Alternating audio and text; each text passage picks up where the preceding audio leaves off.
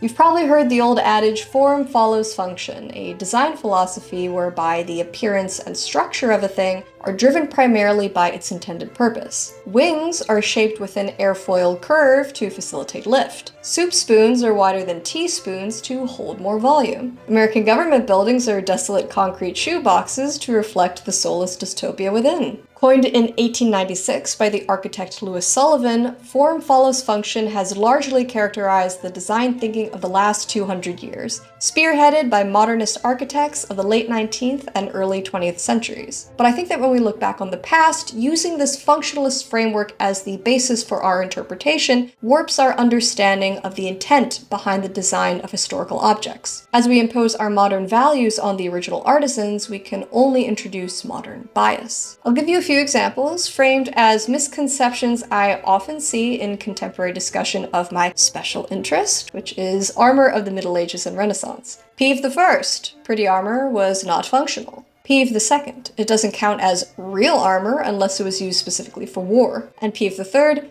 any variation in armor style must follow from some sort of tactical imperative. Now we can address these statements purely on the merits from a historical perspective. And in this essay, I will. But there is also a theoretical subtext underpinning each of these claims that speaks to a specific design philosophy, which I think is equally interesting to interrogate. For example, pretty armor is not functional operates from a view that beauty and the emotion it inspires is not a meaningful design outcome. The opinion that the only quote-unquote real armor is for war presupposes that any given form can only result in one correct function. Which brings us to the final boss of my peeves, the peeve, if you will, that utility is the primary, if not sole, driver of design. Now, many of you might agree with that statement. What good is design that is not useful? But I am here to emphasize to you that this complete primacy of utility in design is a modern projection. If our goal is to approach truth in our study of history, then we must try to understand the objects and the people who made them in their original context. So how are we going to get there? Before we discuss the drivers of design and armor,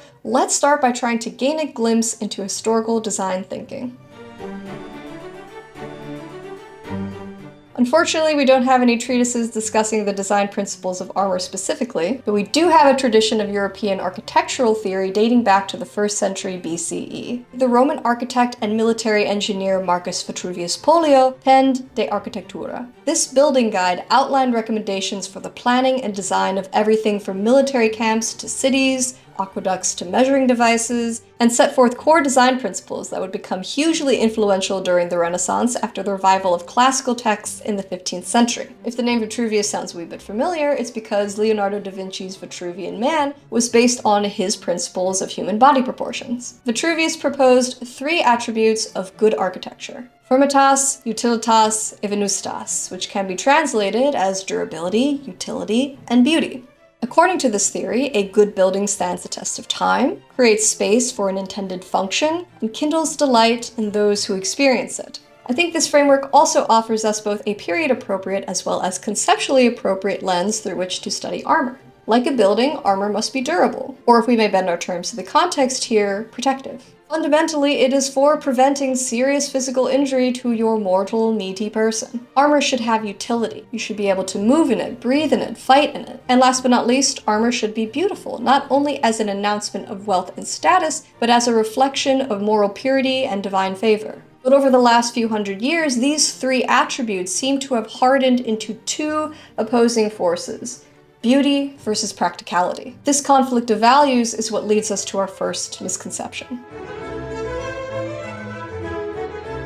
I think there are a few key turning points in history that we can credit with the prevalence of this attitude. After the French Revolution, beauty became a sign of decadence. After industrialization, beauty became an inefficiency. And in our age of ravenous consumerism, beauty became a commodity. Today, a beautiful person or object might be admired, but not trusted, for beauty has become a symbol of deception, a mask for flaws, or a distraction from depth. But by contrast, in medieval and Renaissance thought, beauty was a reflection of divine goodness. Beauty and goodness in a thing are identical, fundamentally, for they are based on the same thing, namely the form, and consequently, goodness is praised as beauty. To perceive beauty was to glimpse the perfection of God's creation, as St. Augustine wrote in the 4th century. Question the beauty of the earth, question the beauty of the sea, question the beauty of the air. They all answer you, "Here we are, look, we are beautiful." Their beauty is their confession. Who made these beautiful, changeable things if not one who is beautiful and unchangeable?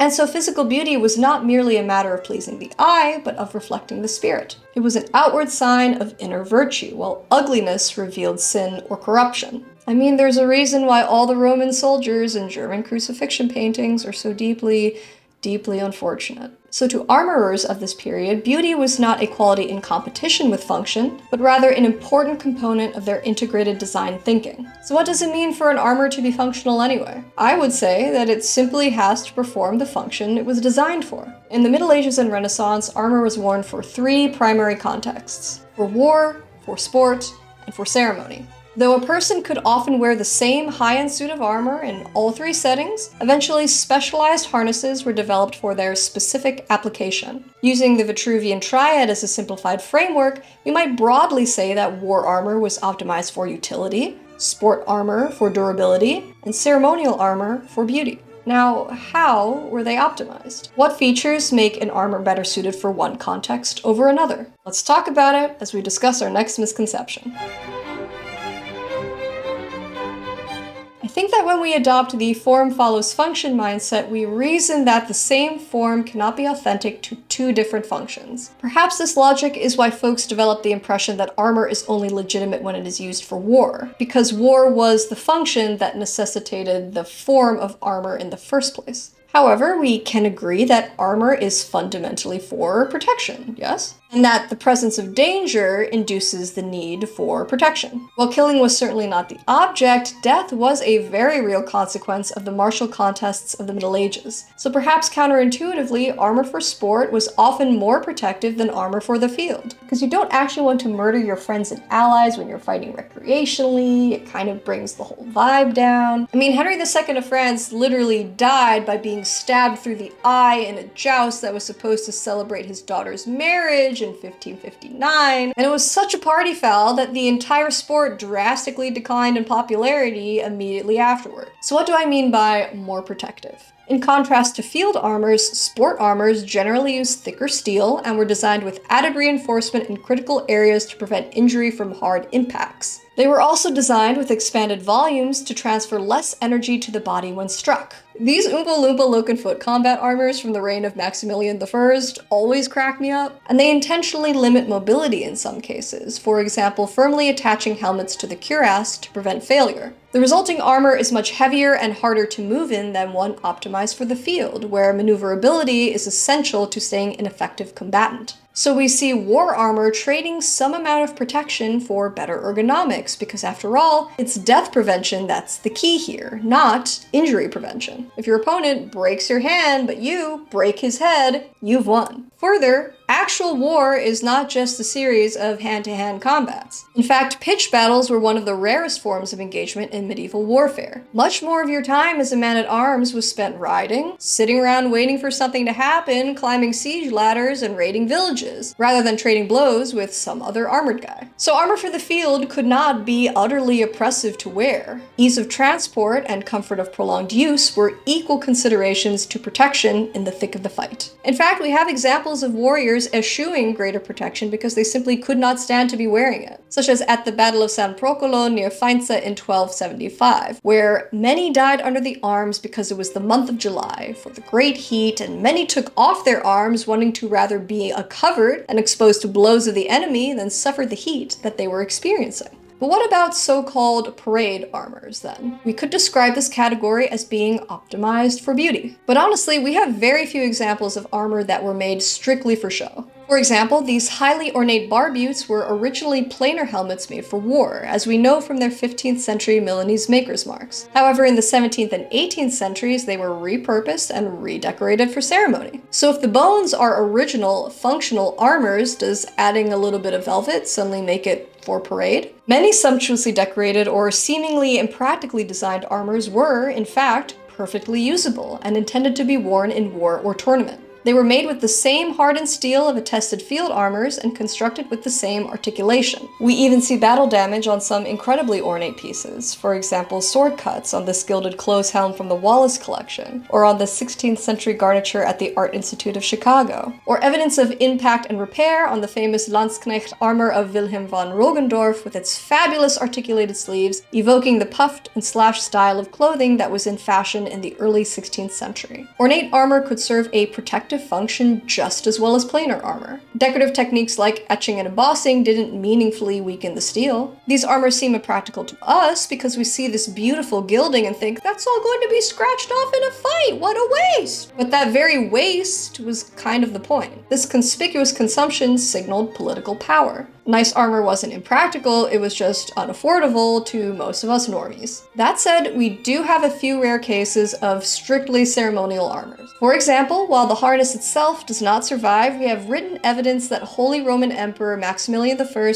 commissioned a silver armor costing 1,000 florins from Kollmann Helmschmidt in 1516. Max was kind of famous for ordering wildly expensive things that he couldn't pay for, so by 1519, Helmschmidt was still in possession of the suit, 4 months after the emperor had died. However, a year later, Maximilian's grandson, Charles V, is documented as wearing a dazzling gold and silver armor to his coronation in 1520. We have no evidence of Charles having commissioned such a suit himself, despite his meticulously kept records, so this armor is very likely to have been the same one commissioned by his grandfather. I guess the Habsburgs finally paid up. Now, silver is 5 times softer than steel and more than 3 times weaker than steel in terms of tensile strength, so this harness could actually be said to be impractical because you could probably put a dent in it just by tripping and falling. However, we know that it had all the articulation and fastenings of a proper armor, so in many ways it could still be considered functional, especially considering the romantic impact it must have had on subjects watching their new sovereign ride through the streets,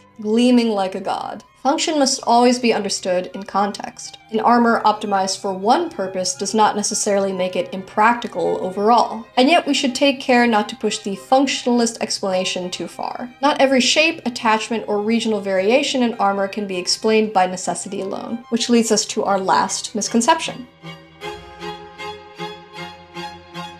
It is tempting to read into every minute design detail as a marker of some meaningful martial purpose. You would not believe how many internet comment sections I have wandered into with people debating whether or not articulation lames were layered bottom to top or top to bottom because of the directionality of weapon strikes, but which armor design principles are immutable and which are subject to taste. What features of the armor might actually suggest how it was meant to be fought in. Armor is commonly described as being designed for foot or for horse. The former is typified by inside pole-lane wings, closed cuisses, and long folds, given the additional vulnerability of the legs when not sitting a horse. So what about armor for mounted combatants? The most obvious, incontrovertible detail is the presence of an arete, or lance rest, which prevents the lance from sliding backwards upon impact so that it maximizes the energy transferred into your opponent. This feature is specifically designed to be used in a mounted charge. Another feature commonly assigned to mounted fighting styles are asymmetrical arms, where the left-hand side of the body is more heavily armored than the right. For one, assuming a right-handed combatant and a right-handed opponent, you will be wielding a weapon on your right and receiving a blow on your left. And this ends up working just fine because all your left hand has to do is hold the reins, which doesn't need a ton of mobility. However, though everything I've just described to you is the general understanding of armor for foot and armor for horse, I think the dichotomy is a little bit squishier than it's commonly framed. Many of the attributes we assign to armors ostensibly intended for mounted combat, asymmetrical shoulders especially, don't stop being useful once you dismount. You're still offering your non-dominant side to your opponent, regardless of whether you're couching a lance or holding a poleaxe. And we have period artworks that show infantry troops with asymmetrical shoulders, as well as mounted units with symmetrical shoulders. Further, we base much of our idea of what an armor specialized for infantry tactics should look like based on the design of foot combat armors for tournament. But as we've discussed, sport has different design considerations from war. As a soldier, you still have to ride to the battlefield, regardless of whether you intend to dismount when you get there. You still have to scale a wall or defend a gate. So the armor style and design has to accommodate a variety of practical fighting applications, no matter the tradition or regional preference of style. Armor had to serve multiple overlapping purposes simultaneously: combat, display, or even identity. Understanding it only as a response to tactical goals omits the important cultural forces that also shaped its design. will leave you with an analogy. Chinese chopsticks, or kuaizi, are typically thick and long with a rounded rectangular shape, historically made of wood. By contrast, Japanese chopsticks, or hashi, taper toward more of a point and are generally shorter, though there are specialized lengths for different applications like serving or preparing food. Korean chopsticks, or jokgarak, differ from both in that they are typically made of stainless steel rather than wood, and are a bit flatter in profile. Do these differences suggest that their national cuisines are so different that they require specialized equipment for their eating style? One might argue that the Chinese preference for family-style eating spurred the development of a longer device to serve from communal dishes, or that the Japanese style grants greater dexterity for finer tasks like deboning fish. I've honestly got nothing for the Korean chopsticks because the internet is telling me everything from metal makes the food taste better to silver was thought to reveal poison. I mean, maybe.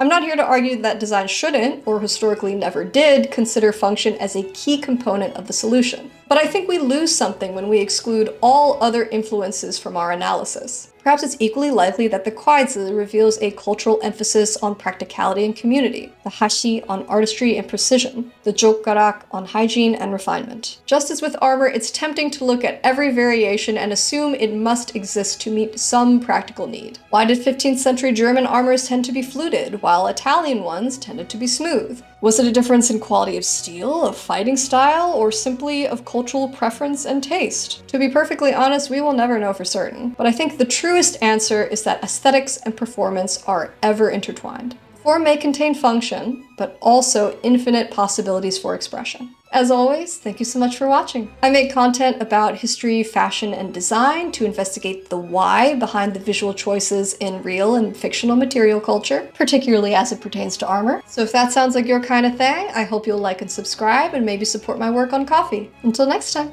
stay shiny.